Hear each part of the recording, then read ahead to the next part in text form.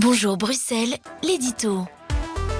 BX1. Voilà, et si on arrêtait tout et qu'on se mettait à chanter? C'est la proposition que j'ai envie de te faire ce matin, Bruxelles. Prendre quelques minutes, marquer un temps d'arrêt, respirer un grand coup, chanter à plein poumon. L'air de ton choix. Le chant, c'est la diversité. Lady Gaga, Snoop Dogg, Jacques Brel, Léo Ferré. Peu importe, chanter avec un sourire dans la voix, relever la tête, s'approprier l'espace qui nous entoure.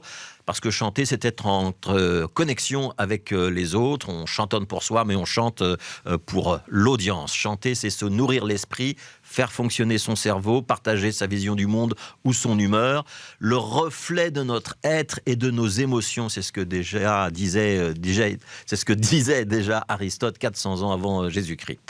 Le chant secrète des endorphines. Ça dope notre dopamine et ça aide à la gestion du stress. Ça nous relaxe, ça fait aussi fonctionner notre mémoire. C'est pour ça qu'on pratique le chant de plus en plus dans les maisons de retraite. Mais le chant, si on le pratique en groupe, c'est aussi un moyen de s'inscrire dans une collectivité, de conjuguer nos talents avec ceux des autres, de s'aider. La polyphonie, le chant à plusieurs voix, c'est la force d'être ensemble, de créer des harmonies, d'apprendre à s'écouter et à se compléter. On sort de son isolement quand on chante, on fait société dans le plus beau sens du terme. Alors ce bienfait du chant, vous êtes nombreux à l'éprouver, soit en chantant tout seul, soit en participant à une chorale, soit en allant dans les karaokés.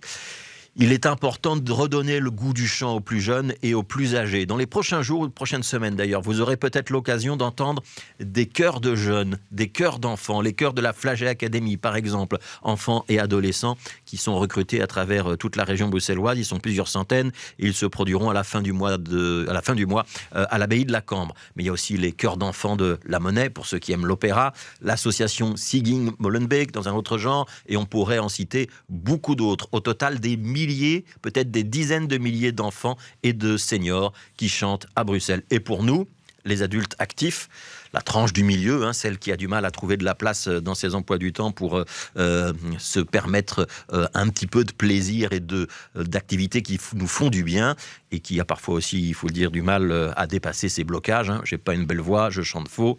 Il y a par exemple la chorale d'un soir qui se réunit régulièrement à la tricoterie et qui a pour objectif de décomplexer l'usage du chant. Alors un chant n'est pas lourd, bien sûr.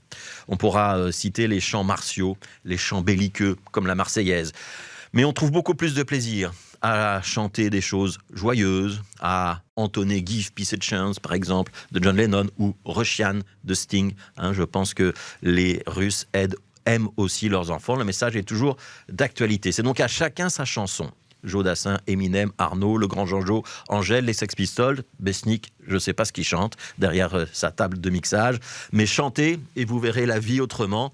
Et les actualités qu'on vous délivre ici chaque matin auront une saveur un petit peu moins négative.